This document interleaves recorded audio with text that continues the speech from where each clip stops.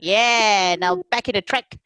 The day where we met back in, let me see, Oh my is it god. 2011 or Two, 2012 where you first came in? 2012. I remember I started in September. I Oh, think, yes. wow. Right. So Yay. we were in that particular social service sector. We were in Yes, together. yes. When I first met her, I remember that I don't consider myself as a senior there, but in a sense of in the industry, I've been there in a while. So I was Yes. appointed by my manager to actually do an orientation for her to her. So what I did, the first thing is try to explain the whole about the program lah, the entire thing lah. So I also pass her one big file. It's quite thick. I expect her to read lah, kan. Talk for good. I don't know how long we last, and she just not. And then I said, okay lah, you can read this lah, actually, to understand a little bit better. She just okay. Then she flipped the book or the file. Then she keep. She said she will read later lah.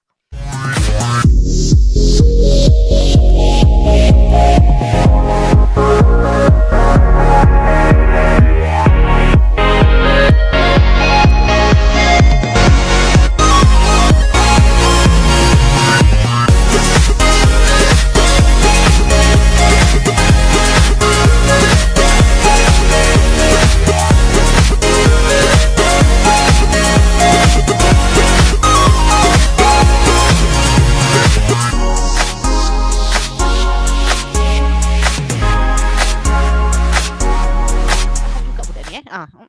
Baru a few days. Okay lah, okay lah. Give a chance lah. Yeah. So I think I don't remember. Is it took a while? Is it like took few weeks for us to be like macam okay? Actually kita boleh gel. I don't remember though. Did it take that long? Actually, a few weeks not bad though, because 2 weeks that's how 1 week or 2 weeks Not long lah, but still not okay. long. Not Yes. that long lah. 1 week or 2 Yeah, weeks. because for me, I'm like a late bloomer, a slow starter, so I'll be very quiet and shy in the first few weeks or like the first month, and then Yeah, after yeah, that, yeah. Start to show the other side of you, man. and then you'll be like, I wish you was quiet again. Yeah. I wonder what is our first impression when we see each other.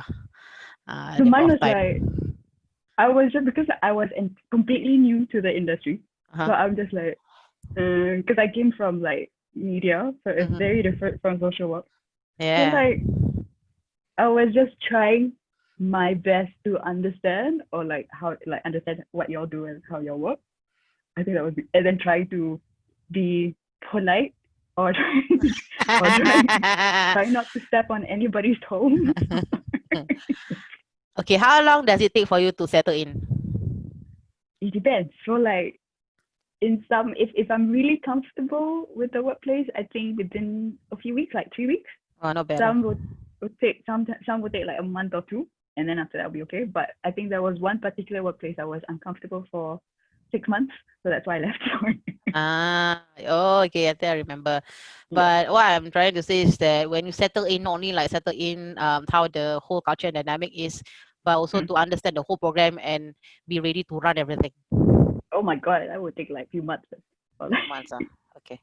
Yeah, yes, like or lah. even a year to really not even to really understand, at least to have a good foundation of the understanding. Mm-hmm, Yes, mm-hmm. yes, Yeah, and yeah. then 2 3 years to actually like okay, know what I'm doing, and then doing the program and then making improvements. Mm-hmm. Mm. But actually, it's a huge gap, from media, from mass com, and then you come into social service. Mm. How the hell you jump into this sector? That is a very good question, because because during that time I was trying to like get a PR here. So it took me like about 8 years to actually get a visa to come here. So then the first time I tried to apply, my documents reached the agent late. So because the post office in Australia, they were closed during the Christmas holidays. So like it only reached the lawyer's office like the next year. So by then all the regulations had changed. So I cannot apply. Then I tried to apply again, like with my role in media. It was not in the nominated occupation list. So I think I gave up. Also, I was like, okay, fine. So maybe I will be in Singapore for like the rest of my life. I know I'm bucking out of privilege, but like yeah, but I was thinking like, okay, if I were to stay in Singapore for the rest of my life, what would I be doing? And I knew that I wouldn't be doing media again, because I think there were a few instances. I was doing a lot of projects at the same time. It was very stressful. I was getting sick more frequently. And then there was this supervisor. She was supposed to rest before her spine surgery. spine surgery, but she was still working. And then I was just looking, and then like I have like I don't know, I was just thinking like ahead, like just imagining myself. It's like, oh my god, if I'm gonna be doing this for the rest of my life, I wouldn't grow. But like I would still be the same, at least for me. And this is funny. It's like I want to get married. So like if I continue this life, I want to get married. But ironically, I'm still not married yet. Jodoh belum datang lagi. And then that's why I was like, okay, maybe this is not for me. And I really, really actually wanted to try out um, being in permanent exhibitions or art galleries, or like those exhibition content development in the exhibitions. I tried applying, but I didn't get it. And then there was this AWA opening. Like, I just tried my luck. Like I knew I had no experience in it. I didn't think I would get an interview. I just tried, and then I think I got a call for the interview. And by then I was already freelancing, still in the same industry, but just freelancing at least while I tried to find another job. And then I went for the interview, and I think Kim, so like our supervisor, she was part of the interview panel, and she asked me why I wanted the role. And I told her that there was a colleague then, and she was like young, like a young adult as well, but she was very driven. Like she knows what she wanted to do, and I felt very inspired. Like if I could be part of like a team that could support them in their growth, then that would make me feel very satisfied. So like, I told her that, and then when when I told her that, I think I was a bit emotional. I started like tearing a bit. I get very emotional. During an And interview, then yes, I know. So then that's how it happened. Then I somehow, yes. I think if they hadn't, I think I was very lucky because the HR person saw that saw my experience in media. I think that was what our supervisor was looking at as well at that point of time. Like to have that experience, I was very lucky, and then they noticed that, and that's how they got me for the interview. I was very, very lucky. So then there was, ta-da! How did she do? Alkisah. Yeah, I think because at that point of time, right, our publicity is not that strong, especially in youth, and our so-called unit is fairly new. So it's just like be known within that area lah, where it was at. Other than that, when we try to do recruitment or like the public to know what are we really doing, we don't have this PR person there lah. So I think you were appointed to do that, eh? So that's Try why lah, try. kind of meet the requirement also lah. Yeah. But I want to also backtrack your journey in your education and career, how it started back then. Oh, I think I was very, very influenced by my sister because she was taking media in uni, Oh, like in makes sense Melbourne. now. And then, yes, but she actually was advising me against taking the course because of the job prospects. But I was very stubborn. I did follow her advice. So I was applying for hospitality management in Temasek Poly. So I actually got that. I got like a spot in that course. But I still wanted to try to see whether I could get into film sound and video. So I went through all the applications. I actually got through the first round, like written test or something. So you're supposed to create a story. I can't remember.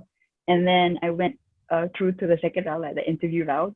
And then I got it. So when I got it, because I also applied for another course in Ngee so that was my third choice, I think. So I canceled all those that course name, and then I overwrote it with like the film sound and video. I completed everything first. I applied everything. I didn't tell anybody. I only told my best friend, but I didn't tell my parents. I didn't tell my family because I know they would like be very angry or like they would be. And then when I applied everything, I settled everything, and then I told my dad, and my dad was like, "If you take this course, then you have to pay for your course." Like, I won't pay for your course anymore. I was like, fine. And then yes, but he was very supportive after that. Like I also he was very supportive financially, and then he also was getting information from his friends about the course and like the future prospects. So they was very grateful. So, yes, so that's how I got into. Mm, Yeah, I because I've think always loved movies also. So I think it ah, kind of clicked. Yeah. I see. For me, I'm also like influenced by my sister, my second one. So she used to work. I mean, she still continue Mm, working as a teacher. correct. So that's why she recommended me, and I worked with her for 2 years. So from Mm, there, I realized that I just like to care for others' well-being. At the moment, definitely my audience will be. I mean, my considered client is children lah, from an yes. age of infant until kindergarten. Need a So lot of energy, no? I have a lot. Na, na, na, na. I used to be like Nazreen lah. I have that energy to keep up with engaging all the children. So after a while, I was like, I wanted to work with a different target group because at that point of time, the children where I engaged is like they were from private houses, meaning those are higher level people lah. So definitely the higher the expectation is lah for the teachers, right? Which I think at times is very hard to keep up. Hmm. And considering that I want to change to another target group, right? That's where I got into this social service sector lah. And my mindset at the point of time is like, um, if I were to be in this industry, do I actually work as a volunteer or can I work as a professional? Because I don't know. Hmm. Because last time when we say about social service sector, everyone is like, oh, doing volunteering work no pay lah. And for me, I was like, I need to build a Yes. career. I'm like, at the point of time, I'm like 21. Yes. So eventually I got a job.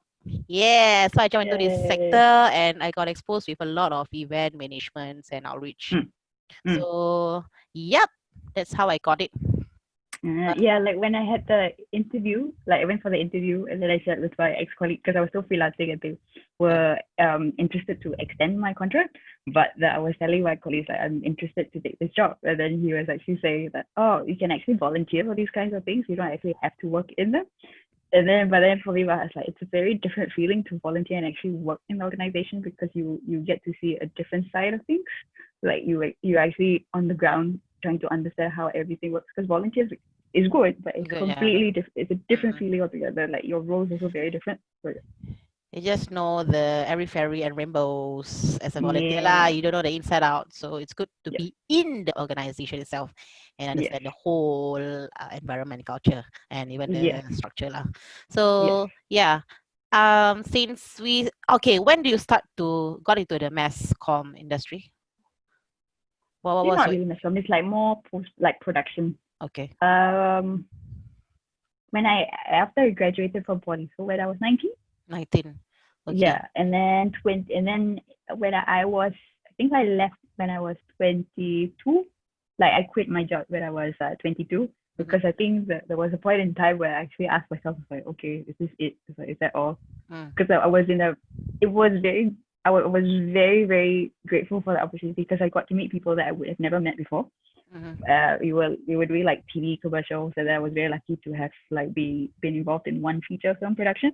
But then after that, like macam MP tu, like okay, Mm-hmm. so what now?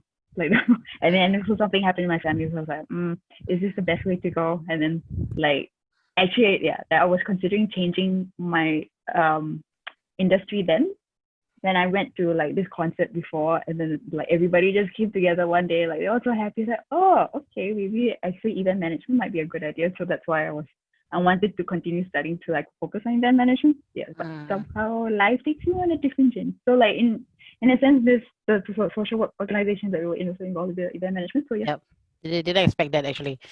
yeah. Okay. When at what age or when do you realize that personal growth is important to you? Hmm. When I had problems with my first relationship. Wait, was that in when we Yeah. met? Oh my god, they're Yeah. bloomers! Yes. Yes. Girl, 2012 back then? Yes. Okay, okay. 2013, because it Okay. happened in 2013. Yes. Okay. So 7 years ago. So yeah. 7 years ago, you okay. What makes you realize that? Um. Well, if professional growth, then maybe in 2012 when I like switched Mm, industries. But okay. personal growth. So can you repeat the question? When do you realize that personal growth is important in your life? Be it When? personal or professional lah. Mm, when I realized that the way that I was interacting wasn't working anymore. Mm. Yeah, so I realized that oh maybe there's something that is not working, or like there's something that I'm not learning about myself and the way that I see things. So that's where it started. Mm. Kau betul je late bloomers eh? Aku late bloomer, dengan crash course. Dulu. Aku late bloomer tapi crash course. Oh. Aduh. Kan Okay. bagus. Late bloomer paling bagus because then you get to slowly, take your time and then boom, crash course. Yalah, proses lah. Why? When did you start? I think back in 2006. because I Oh, got okay. into the social service job, right? And then they keep on pushing me to go for courses, which at first I was very skeptical. I feel like, e-course. Then I start to love it.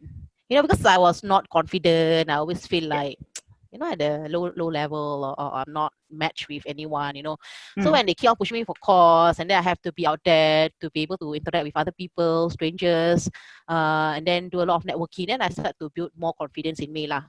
So that's where I put up a lot of style, putting on a good looking, like a good outfit, putting office attire, and how do I talk with people so different really, and putting me mm, at the front line.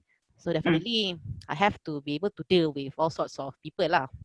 So that's when I realized that, actually going for training or courses is good. So to be honest, presently my list of training or certificate of achievements are like, whoa, there are like tons of it. When I look at it, Mm, definitely I proud of what I achieved. At the same time, it's mm, like, banyak apa. But I tell you, I know as much it is just like certificate of attendance or achievements, but it really built you to be a different person altogether. You just level up. Even though mm.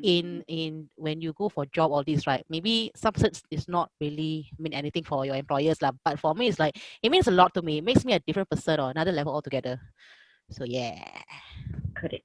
So now you tahap mana pula sekarang? saya tahap 7 heaven. Yeah, inside joke. That one cannot share. Yeah, inside joke, so yeah. Hi. Yeah, I think coming back to what's my forte, still event management. Mm. Yes. Uh, well, I used to do case management, but still like mentoring when I meet youth. Then we do a lot of Yes. I remember I chased one away, mentoring. remember? I scared Yes, one away. what? I scared one away, remember? Like, I remember like what? supposed to register, and then when I said, oh, I have to bring the parent, have to ask the parents for permission or so, then straight away the person led away and never came back. What did you do to? Is it a him or her? Him, Oh my god, you scare him remember? off.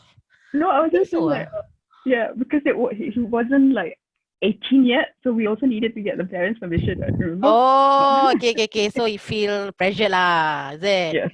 Yeah, just Yeah, like shit, I have to get my parents there. And it's like I go toilet first, and then never came back. yeah. Yeah, 2011 was my first time dealing with youth. Yeah. And my first client for mentoring is Hail Me.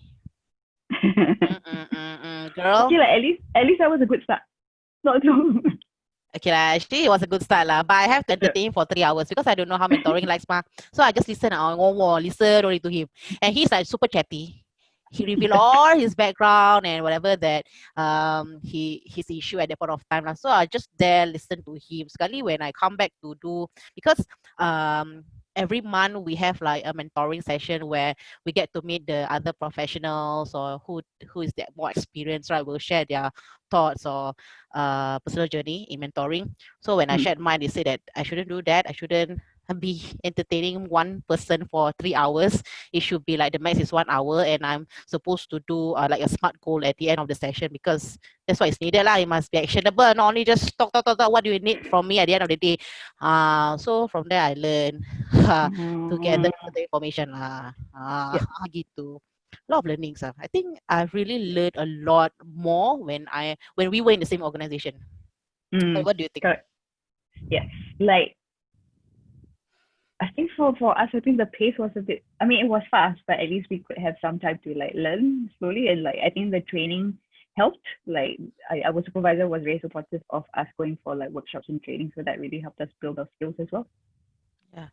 She's not only damn supervisor. She's like a sister, like a mother. She wear different hats Surrogate, altogether. Surrogate surrogate mother mother. and whatever. She, wow, Yeah, she was very patient, very very patient. patient.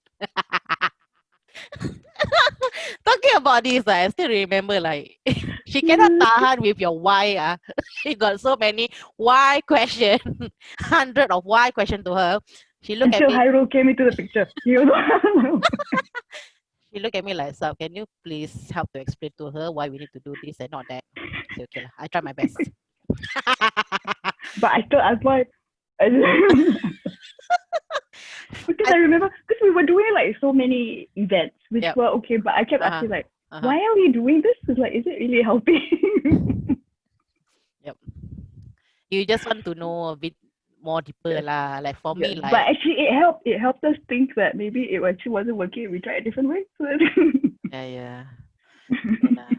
Farah got a lot of but big while lah. So really need to explain to her in detail lah. You know, like history, if you can do a milestone, 1970s this happened, 1980s why this happened, and then the present must tell yeah, her. but remember when we did the strength when we did the strength finder test, I Uh-huh. understood why I asked all the why questions because Eh, by strength, one of them is context, so understanding the history, like why it happened, why it was the way it was, so that we can plan for how we can make the changes. yeah, That's and what I asked sometimes for. What? as a event managers, we just need to get things done lah. That's how we keep on move forward, move forward, move forward. Pop, pop, pop, pop. This girl she want to backtrack the history. So that's why lah. We need to explain a lot lah. Like like CSI, like investigation. You need to find out La la, we why. just gonna make the event happen, fala. That's about it. Yeah, we're talking about the present, you know. Itulah.